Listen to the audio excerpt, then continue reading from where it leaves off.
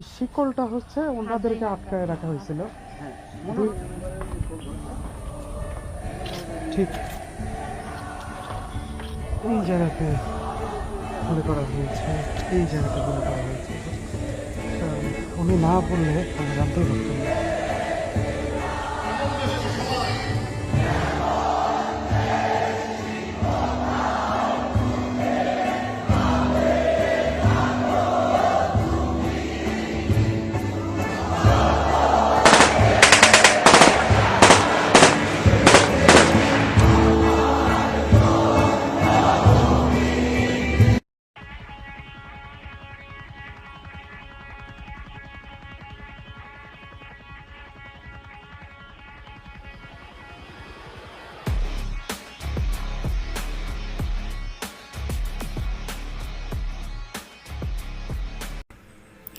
আসসালামু আলাইকুম। র্যাবজিলা ব্লগসে আপনাদেরকে আবারও স্বাগতম। আজ যেটা নিয়ে কথা বলবো, 1971 সালের 5 মে নাটোরের একটা স্থান, নাটোরের লালপুর উপজেলার এটা গোপালপুরে অবস্থিত। এই জায়গাটাতে রয়েছে নর্থ বেঙ্গল সুগার মিলস। 1971 সালের 5 মে এখানে নৃশংস গণহত্যা চালায় পাকিস্তানি হানাদার বাহিনী। মুক্তিযুদ্ধের ইতিহাসে এটি গোপালপুর গণহত্যা বা শহীদ সাগর গণহত্যা নামেও পরিচিত। আমি শহীদ সাগরের কাছে গিয়েছিলাম। আজ আপনাদের তুলে ধরব এখানে কি হয়েছিল।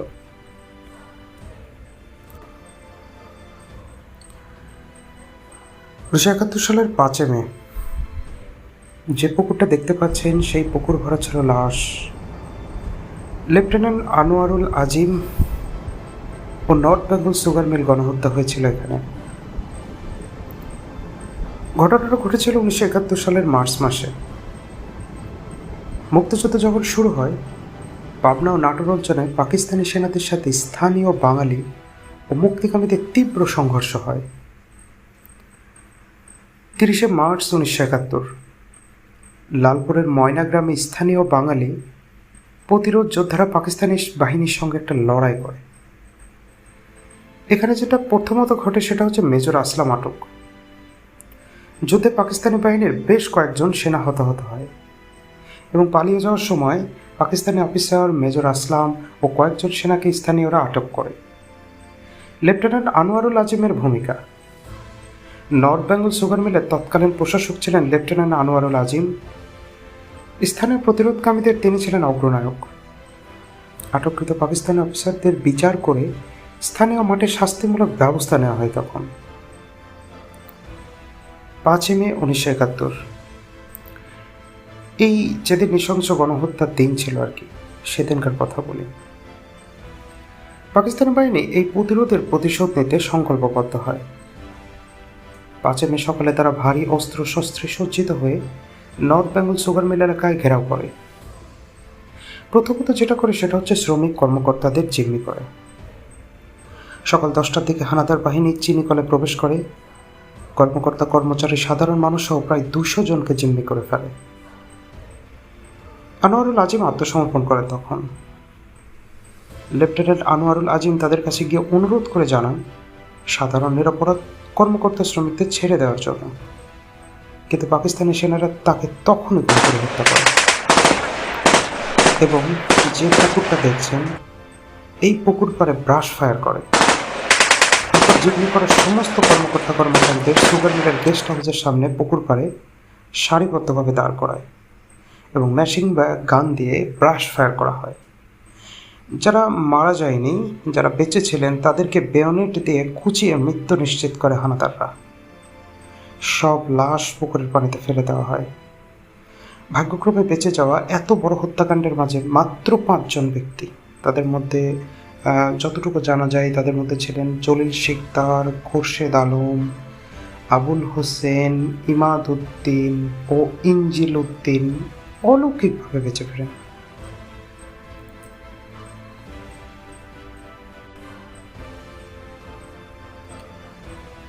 স্বাধীনতার পর শহীদদের রক্তে রঞ্জিত এই দিঘি পুকুরটির নামকরণ করা হয় শহীদ সাগর। এর পাশেই ঠিক একটা স্টেশন আছে, যেটা বীর শহীদ লেফটেন্যান্ট আনোয়ারুল আজিমের স্মৃতি রক্ষার্থে গোপালপুর রেলওয়ে স্টেশনটির নাম পরিবর্তন করে রাখা হয় আজিমনগর স্টেশন। আপনারা যারা এই স্টেশন পার করে যান তার ইতিহাস আজকে জানলেন, কেন এটা নাম আজিমনগর স্টেশন। স্মৃতিসৌধ ও জাদুঘর রয়েছে এখানে, যেখানে আমি কিছুক্ষণের মধ্যেই যাব, আপনাদেরকে দেখাবো ভিতরে কী কী রয়েছে। 1973 সালে শহীদ সাগর স্মৃতিস্তম্ভ এবং পরবর্তী সময় 2000 সালে একটি স্মৃতি জাদুঘর এখানে নির্মাণ করা হয়, যেখানে আমি কিছুক্ষণের মধ্যেই প্রবেশ করব এবং আপনাদেরকে দেখাবো এখানে আসলে কী কী আছে। তো আমি যতটুকু বললাম এতটুকুতেই সীমাবদ্ধ নয়। আমি এখানকার যে কর্মকর্তা কর্মচারী তার সঙ্গে অর্থাৎ একজন আঙ্কেলের সঙ্গে কথা বললাম এবং তার কাছ থেকে আমি ডিটেলস শুনলাম। আমি শুনে আমার চক্ষু ছানা ভরা, তার কারণ আরও অনেক কিছু হয়েছে যেটা আপনাদেরকে শুধুমাত্র আমি শোনাবো না, দেখাবো। চলুন দেখা যাক।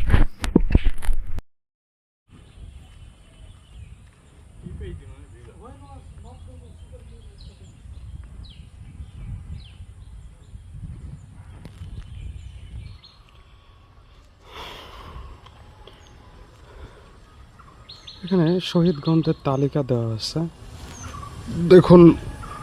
লেফটেন্যান্ট এম এ আজিজ, তার নামটা একদম প্রথমেই উল্লেখ করা আছে। মোট 42 জন এখানে হত্যা করা হয়েছিল, 42 জনের তালিকা এখানে উল্লেখ আছে। যদিও এখান থেকে যতটুকু শুনলাম 42 জনেরই কবর এখানে মেবি নেই, এখানে কয়েকজনের কবরই আছে। তো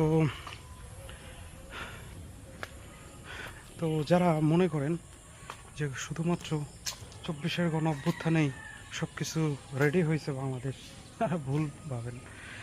এটা হচ্ছে এমন একটা জায়গা, যে জায়গা এখনো বলছে বাংলাদেশের মাটি কিভাবে তৈরি হয়েছিল, বাংলাদেশের মাটি কেমনে আসছে, আমাদের উত্থান কিভাবে হয়েছিল। আর হয়েছিল মেবি এই জায়গাটাই হত্যা করা হয়েছিল। এখানে ব্রাশ ফায়ার করে তাদেরকে মেরে ফেলা হয়। ঠিক আছে, এই দিঘির পাড়ে তাদেরকে হত্যা করা হয়েছিল। ভাবতেই কেমন লাগছে, আজকে আমি স্বাধীনভাবে দাঁড়িয়ে আছি। এই 42 জনের জন্য এই জায়গাটা আজকে মুক্ত, এই 42 জনের জন্য আজকে এই জায়গাটা আর চলাফেরা করতে কোনো বাধা নেই। এই 42 জনের জন্য স্বাধীনতার একটা অংশ, বাংলাদেশের একটা ভূখণ্ড আমাদের নিজেদের হয়ে যায়, মাটিটা আমাদের হয়ে যায়। তো এটা হচ্ছে এই জায়গাটার ইতিহাস। অনেক সুন্দর সুন্দর নারকেল গাছ, নারকেল গাছ, একটা পুরনো আমলের বাসা আর দিঘিটার সঙ্গে লাগানো। পাকিস্তানিদের বর্বরতার চরম একটা উদাহরণ হচ্ছে এই জায়গাটা। ইটের যে চটে গেছে, এইটা এইটা এইটা এটা এটা তার উপর কেটে, তার উপরকার মানে এইটা। আচ্ছা আচ্ছা আচ্ছা। আর এটা এই রংগুলা কি জন্য দেওয়া? এটা মানে একটু আর্টিস্ট করেছে। এর কোনো মানে এই 5ই মে শহীদদের পরিবারদের দাওয়াত করে এবং মিলাদ মাহফিল হয় সেই মে মাসের 5 তারিখ। 4 তারিখে হত্যা করা হয়েছিল, তাই না? 4 তারিখে না, 5ই মে হত্যা করা হয়েছিল। 71-এর না, হ্যাঁ 71-এর 5ই মে, হ্যাঁ 71-এর 5ই। সেই দিনটা আপনি সকালবেলা থেকে বিকেল 5টায় কোরআন তাওলাত হয়, মিলাদ মাহফিল প্রত্যেক বছরে। আপনার সিন্নি সালাদগুলো আপনার সানিয়ানা এখানে হয়, তৈরি করে হচ্ছে ছেলেদের জন্য, আর মেয়েদের জন্য হচ্ছে সানিয়ানা করে ঘরটা। ঠিক এই জায়গাতে গুলি করা হয়েছে, এই জায়গাতে গুলি করা হয়েছে। উনি না বললে আমরা জানতেই পারতাম না। আগে ভরপুর লোক ছিল, মিলে জমজমাট 7,000 হাজার কর্মচারী, শ্রমিক কর্মচারী। এই গোল গোল যে একটা ইয়া দিয়ে আছে, ওটা মনে করবেন যে মানুষের মাথা। আর নিচে যে দেখবেন যে বুলেটগুলো আছে, আর যে ফুটাগুলো আছে, ইয়া 16টা মনে হয় আছে না, যাই হোক 8-16টা হবে। আচ্ছা। এটাই মনে করতে হবে যে একটা মানুষের ভিতরে যে বুলেটের আঘাতগুলো, এটা একটা আর্টিস্ট ও, জন্যই। আচ্ছা, তার মানে আপনি বলতেছেন যে গোল, হ্যাঁ হ্যাঁ হ্যাঁ, এই গোলটা এটাই হচ্ছে মনে করতে হবে মানুষের মাথা, শিকল শিকল, মনে করবেন আর যে ওই ফোঁটাগুলো হচ্ছে বুলেটের মাথা, মানে বুলেট ঢুকে গেছে, আঘাত। বুলেটের আঘাত। ও, বুঝতে পারছো কি? শিকলটা এই যে এইভাবে করা আছে, তো হ্যাঁ, শিকলটা হ্যাঁ, মনে হ্যাঁ, করবেন যে হ্যাঁ, একটা মানুষের হাত বাঁধা। ও আচ্ছা। এটাই বোঝাতে। হাত ধরে এই সুইচটা ওদের হত্যা করা হয়েছে। এই জন্য এই এই বাউন্ডারিটা সম্পূর্ণটাই কিন্তু একই। এইরকম সেম, হ্যাঁ প্রত্যেকটা কিছু তাপ। এরপরে হচ্ছে রেল লাইন। হ্যাঁ, ওই পাশে থেকে দেখলাম কেবল ট্রেন গেল। এই রেল লাইনটা তখন ছিল, মানে এদিক হ্যাঁ, দিয়ে সেই আঘাত টাইমে করতো। রেল লাইন ছিল। রেল লাইনে আপনার ওয়াগেনে করে কুসুম নিয়ে আসতো, আট নিয়ে আসতো, বিভিন্ন জায়গায় থেকে সংগ্রহ করে। আগে তো আপনার এইসব টেলার মেলার এগুলো সম্পূর্ণ কম ছিল। হ্যাঁ হ্যাঁ হ্যাঁ, আগে ট্রেনে করে কুসুমে নিয়ে আসতে বেশি। রেল লাইনেরও প্রসেস করা আছে। হ্যাঁ ওই ভিতরে দেখলাম একটা হ্যাঁ, লাইন, এখনো হ্যাঁ আছে কিন্তু। হ্যাঁ, ভিতরে দেখলাম একটা লাইন এখন কি দেখলাম। আসে? না, এখন আসে না। এখন আর আসে না। চলে যায়। আঙ্কেল যে জিনিসটা বলছেন, ওইদিকে গেলে সদর হবে আর একটু। হ্যাঁ, ওই বাড়িটা, ওইদিকে ওই ওইদিকে, বাড়িটা। আচ্ছা আচ্ছা। তারপরে এই শিকলটা হচ্ছে ওনাদেরকে আটকায় রাখা হয়েছিল, হ্যাঁ, মনে দুই করতে হবে হাত, তাই। হ্যাঁ হ্যাঁ হ্যাঁ, এটা মনের উদাহরণ, এটাকে বোঝাচ্ছে।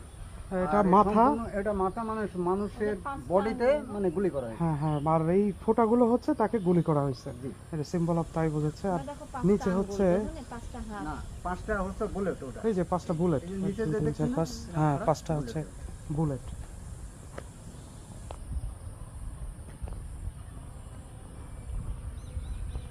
আমি পিলারগুলো প্রত্যেকটাতে সেম সিম্বল ইউজ করা হয়েছে, যার জন্য মানে বোঝানো হয়েছে যে এই জায়গাটায় শহীদ হয়েছেন। যদি এইটা ভেঙে গেছে আর বাকিগুলা এরকম আর কি, প্রত্যেকটাতে হিসাব এরকমই, প্রত্যেকটাতেই বোঝানো হয়েছে যে এখানে শহীদ হয়েছে। এখানে একটা অতিথি ভবন দেখতে পাচ্ছি, এখানে একটা অতিথি ভবন দেখতে পাচ্ছি, খুব সুন্দর, মনে হচ্ছে এটা ব্রিটিশ আমলের হবে, অনেক দিন আগে, তবে সুন্দর, একদম অসাধারণ অসাধারণ। এইটা বাংলাদেশ, এটা একটা ছোট্ট বাংলাদেশ।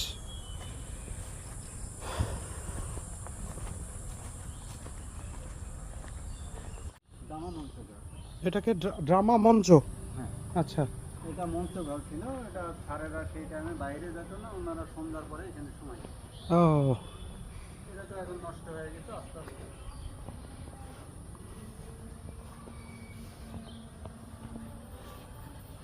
আপনার ওই সামনে এদিকে না, এদিকে না, এদিকে। আচ্ছা।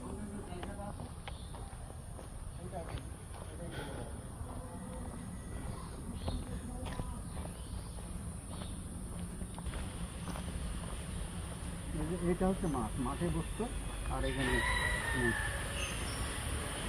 ও ও, এইখানে হচ্ছে এটা ফ্রন্ট সাইড, আচ্ছা।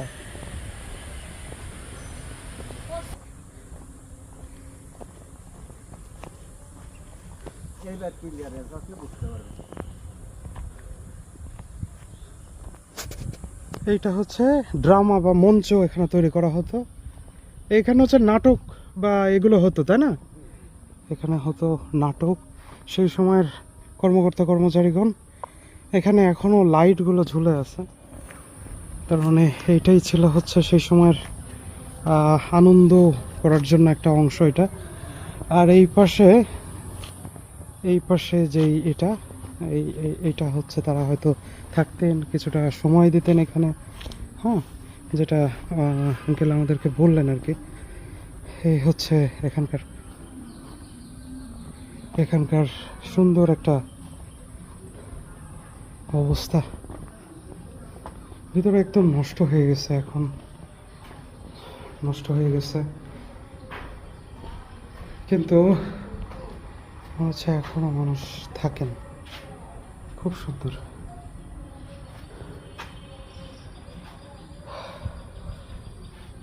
এখনো আঙ্কেলরা বসে আছেন, তার মানে এখনো মানুষজন থাকে কম বেশি।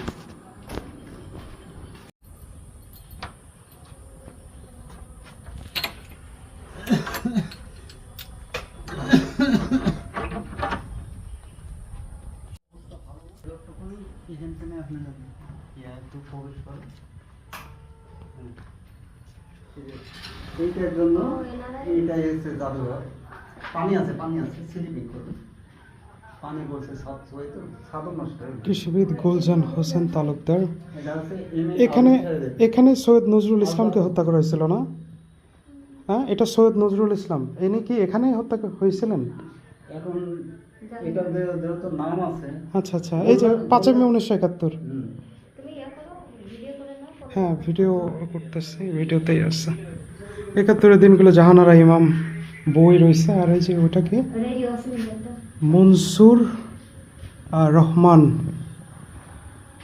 আর এটা হচ্ছে আনোয়ারুল আজিম। এটাই হচ্ছে তখনকার সময়ের প্রধান এই ছিলেন এখানকার, তাই না? আনোয়ারুল আজিম, শহীদ সাইফুদ্দিন আহমেদ। ওই যে আনোয়ারুল আজিমের যেটা এই একটা সার্টিফিকেট টাইপসের 21শে উদযাপন পরিষদ 2 পরবর্তীতে দেওয়া হয়েছে। মেবি এটা 2014 বা 12 লেখা আছে, নওগাঁ লেখা।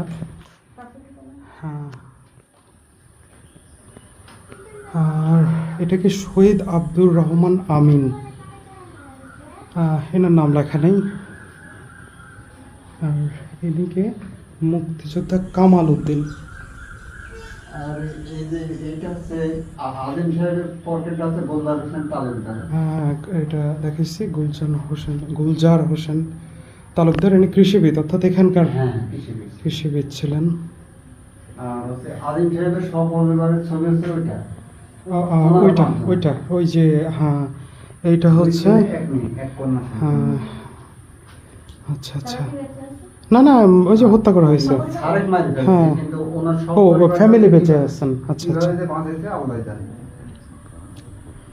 আর এই রেডিওটা হচ্ছে সেই সময়, তাই না?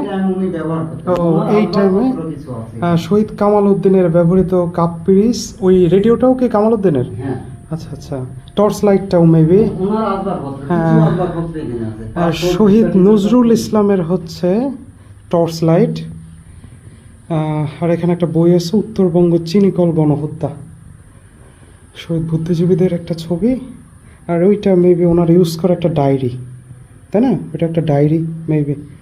আর সেই সময় কিছু ফাইলপত্র আছে। আচ্ছা, ওইটা কি ওই যে ওইটা ওই যে ওই ফাইলটা? আমরা মন্তব্য করি, এই আচ্ছা আচ্ছা আচ্ছা। মন্তব্যটাকে কে এরকম মনে করলো? হ্যাঁ, আপনি কিছু হয়তো হ্যাঁ। যদি মনে চায় আপনি- আর একটা ছবি, এটা মেবি আঁকানো, শহীদ মনসুর রহমানের, অ্যাকাউন্টস ক্লার্ক ছিলেন। এটা মেবি আঁকানো না, মেবি মনে হচ্ছে আঁকানো। যে এইটা এই পাশেরটা। উপরটা হ্যাঁ, একদম উপরেরটা মনে হচ্ছে না, আঁকানো। না। সেম ওরকমই ছিলেন।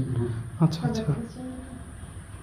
মানে ইয়ং ম্যান ছিলেন তো, হুম, হুম, হুম। সেটা।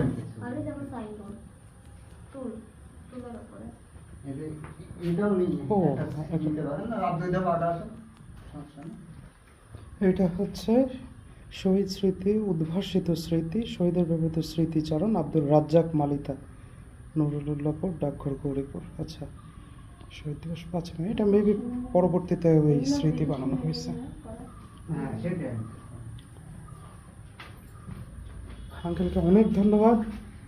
এত কিছু দেখতে পাবো আমি এক্সপেক্টই করিনি।